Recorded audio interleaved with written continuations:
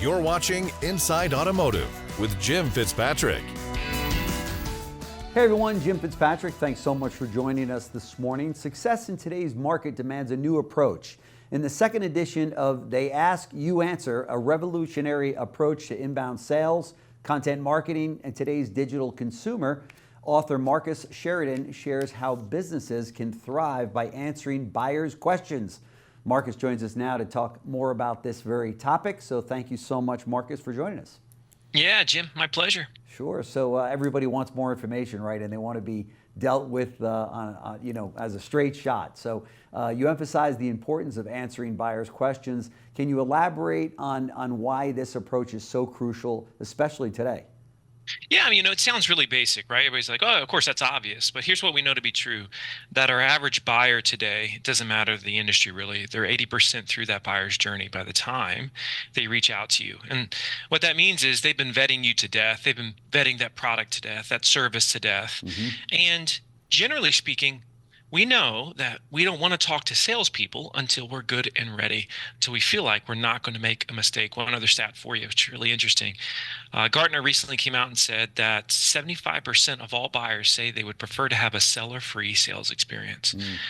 And so if you think about that, once again, what is it saying is they want to have control. And they want to feel like they are dictating the terms.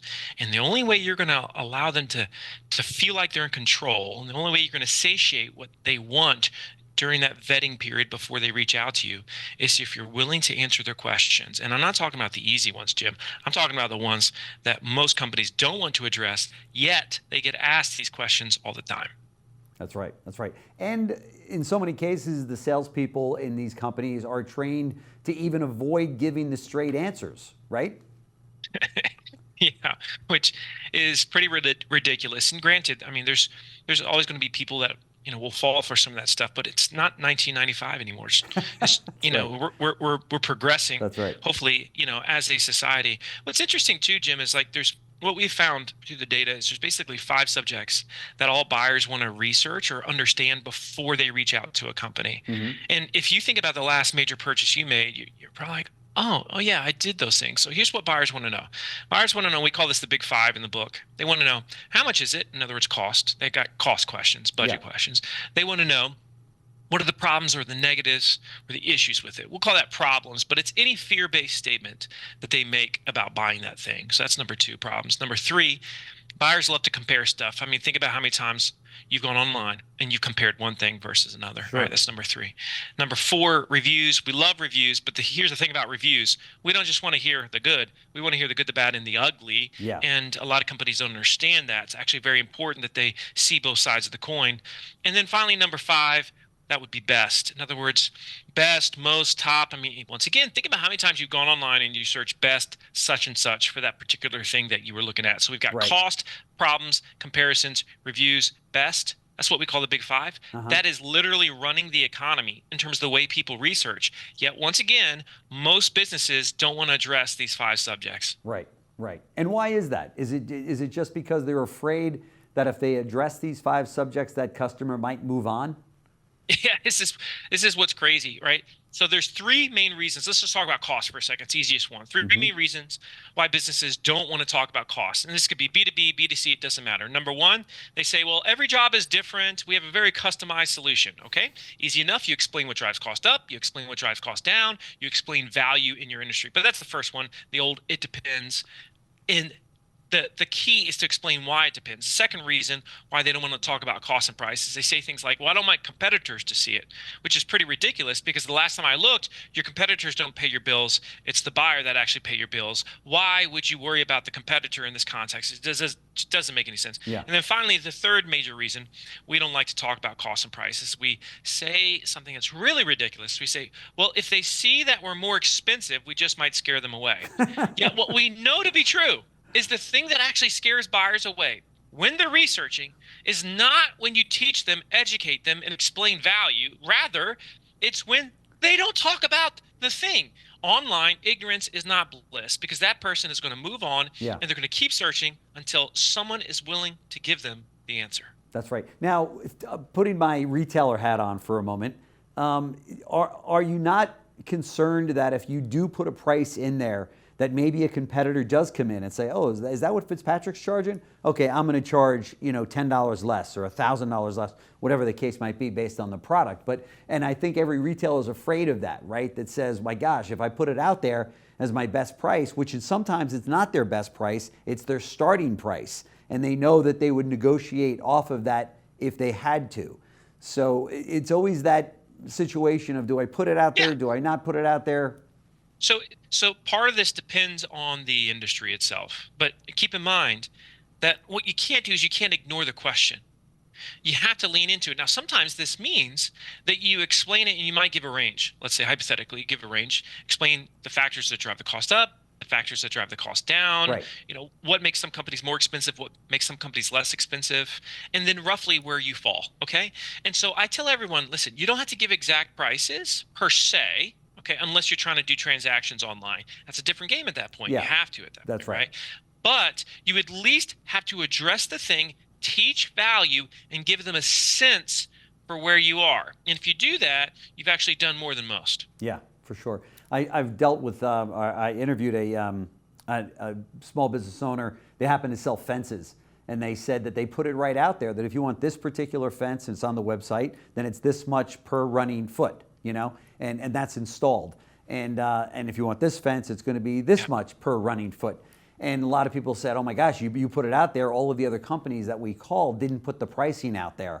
And he said, that's because my price doesn't change. You either like it or you don't like it. It's not a starting number. We're not going to play around. We're not going to play games with you. If you see all of the things on the website that we do and you understand that, and you read our reviews, then you know that price is a good price. And so there's something to be said for that, right? With regard to price integrity, that says we're not playing games. Here it is, whether or not you shop around. It doesn't really matter to us. This is what this fence is with our company, right? Yeah, a couple points to this, Jim. Number one, anything that you and I believe has to be sold in person eventually is going to be sold online. Yeah. We keep seeing it happen in industry after industry after industry. Fencing's a perfect example of it. It's pretty cut and dry with fencing, right? There's occasionally a few variables, but as a whole, based on linear footage, right? And that's how it works in that space. Now, could you, as a business, sell deals, in other words, entire fence packages online without having met with the homeowner first? 100%. Mm-hmm. And that's how you change the rules of an industry. We've had hundreds of companies that we have worked with, because once I wrote They Ask You Answer, the demand for the book became such that we have a full agency that just helps companies do this online so that it can engender more trust, traffic, lead, sales, and really it creates this supply of endless customers. It's really beautiful when you do it the right way. Mm-hmm.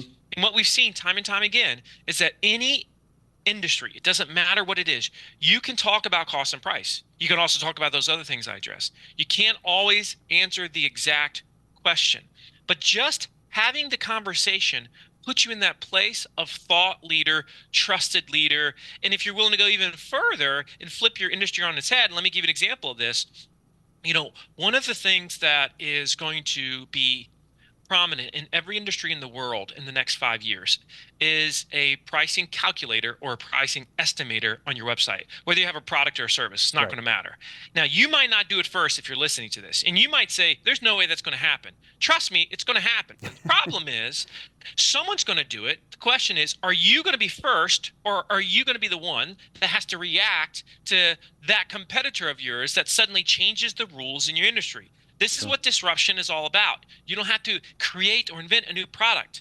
Generally, most disruption today happens when we sell something or we market something in a different way than everyone else is doing it. Right. You do that, you're going to stand out. It's pretty easy to do it in most industries, actually. Right. And the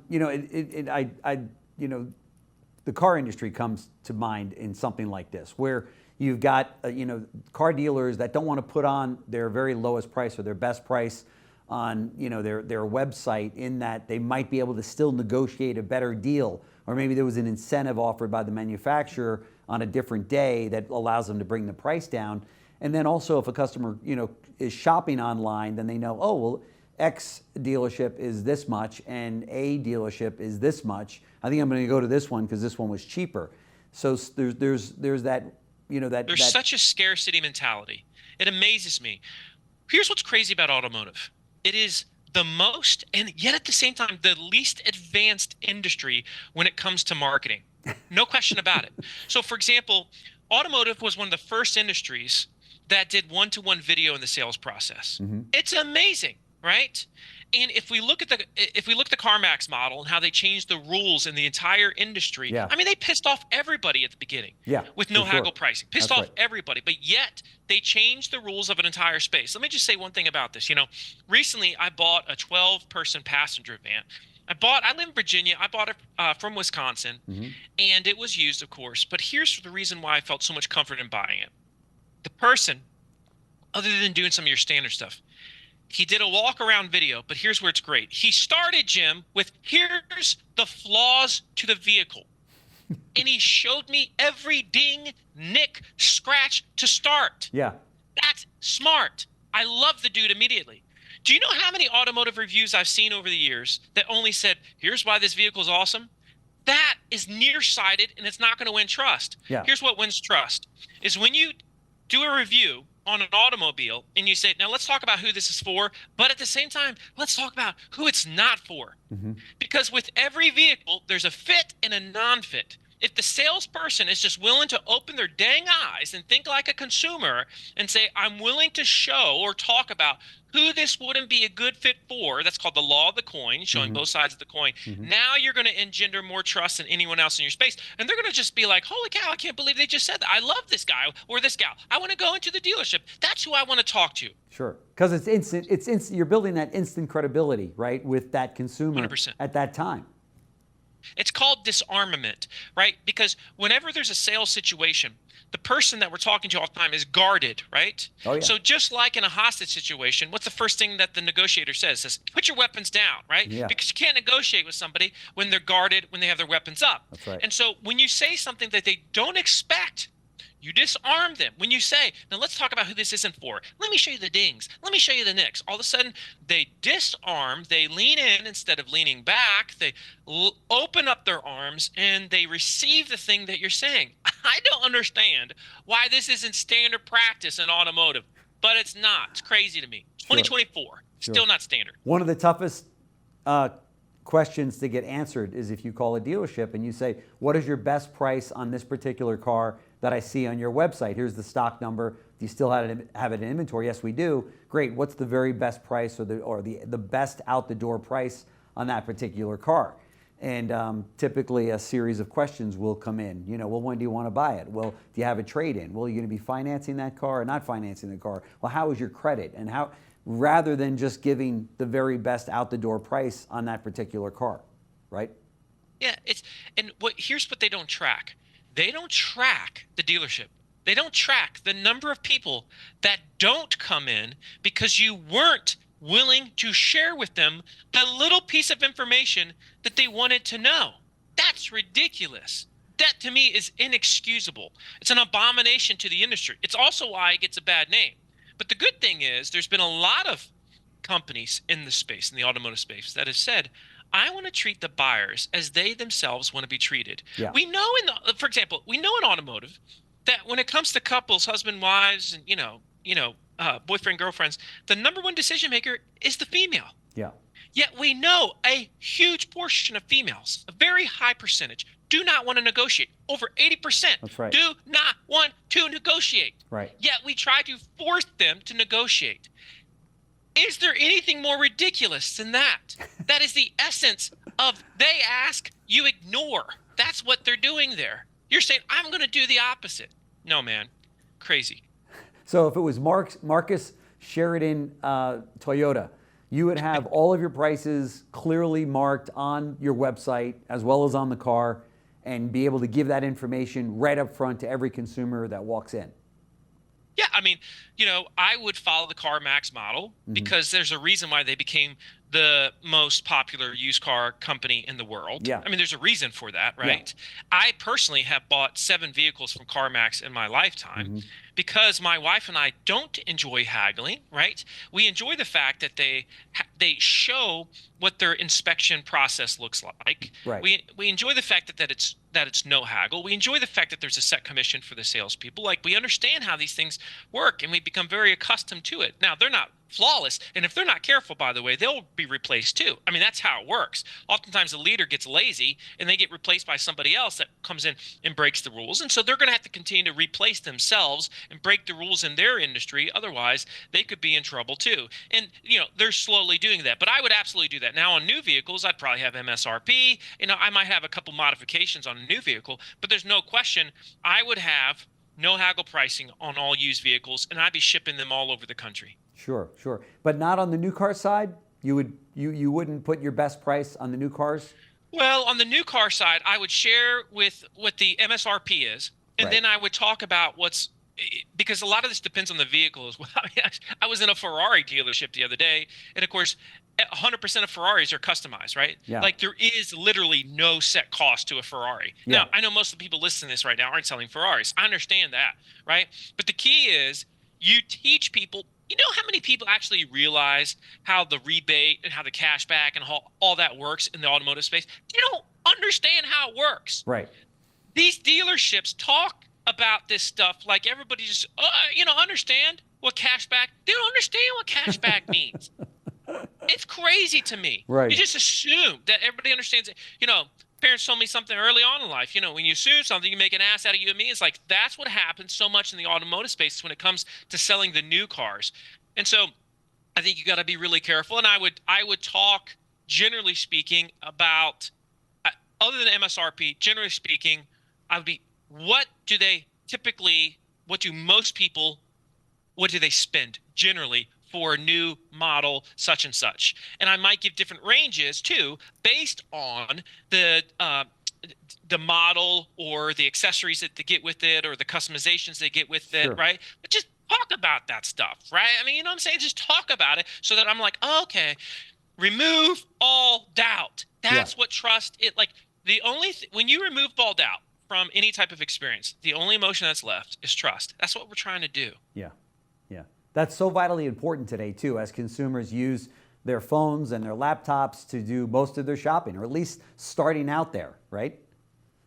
That's why we have that whole 80% thing, right? Yeah. They have done the majority of the shopping before they meet you. That's right. It used to be that it was extremely helpful for an automotive dealership to have 4, 5, 6 other dealerships right next to them. Yeah. And to a small degree, that does help today. But it doesn't help anything like it did 20 years ago. That's right. Because if the company is forward thinking, they are doing it very differently. And besides that, to sit here and think that the model that we see in automotive is going to be the same in 20 years as it is today, come on. Look at the writing on the wall. That's right. Besides, most of them are going direct to consumer anyway. That's where this is headed. Nobody likes to talk about it, right? Because it's very, very scary.